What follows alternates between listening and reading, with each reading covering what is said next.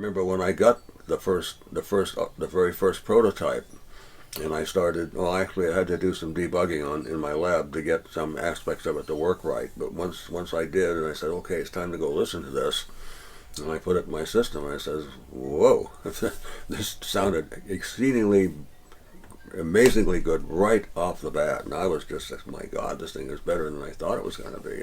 It's shockingly better than what I had been listening to. And what I'd been listening to was no chopped liver, I'll tell you. So I have been, actually, I have made, my prototype has had several modifications to it as we've developed this whole thing. But I continue to listen to it, and I'm totally amazed still. And it turned out that there were 3 prototypes made. One was for me, and one was for PS Audio to have, and the third one went to Arnold Nudell to sonically evaluate. And when you say better, can you be a little more? What's better? What do you hear? Well, more transparency, more space, more ability to hear what everybody is doing in that sound field, and all of that ends up by being more effectively creating music in the space that you can relate to and get into. It draws you in.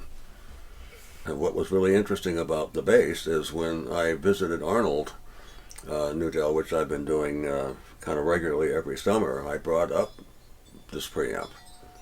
I brought up the one I had, and we hooked it up in his system, and right off the bat, he was shocked at how much better the bass was. I mean, it was all of a sudden, holy shit, this thing just absolutely blew the place apart with power. I mean, so much more so than what he had been listening to. And so that was just one thing, but that was the first thing we noticed, and then the increased resolution and more musical believability. That was it. It was truly astonishing. And of course, I was getting that too, but not quite to the level that his system produces, which is transcendently good. It really is.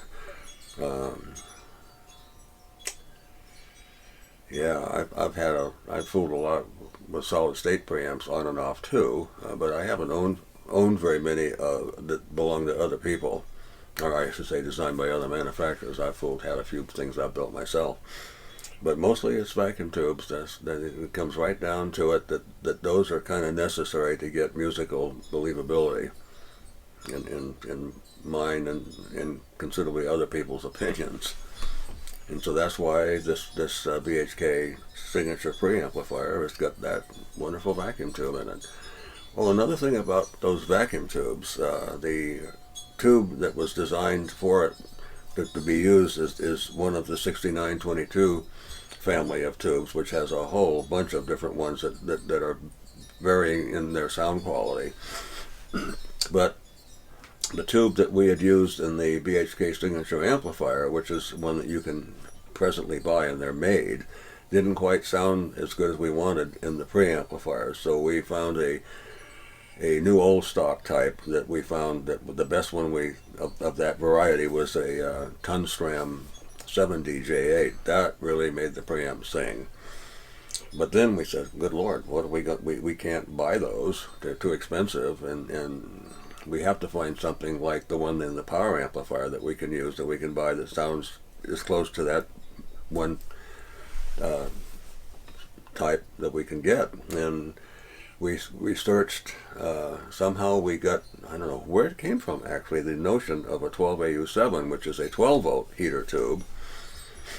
Somehow the notion of trying that came up, and I remember experimenting in the lab with that and saying, oh, that tube characteristic would fit in to the circuit the way I have it set up.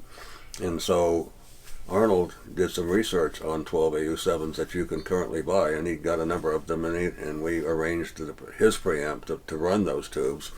And that's another story all in itself. Whew! But we found one tube that sounded almost as good as that, wonderful 7DJ8. And so we decided that we would... Which is new old stock. I mean, you can't buy... They're not made anymore. No, that's right. So, but these 12AU7s are currently available, and they sound exceedingly good. So we decided to make the preamplifier have a switch that would allow you to use 6 or 12 volt tubes. and so you get to play with all the 6922 variants, and you end up with a preamp delivered with a tube that sounds as good as just very, very as good as you, almost as good as you can get. And there's a few 12A blank 7 tubes that one could think about, but the 12A U7 is the one that fits the characteristic the best. And that's what the thing is going to be shipped with.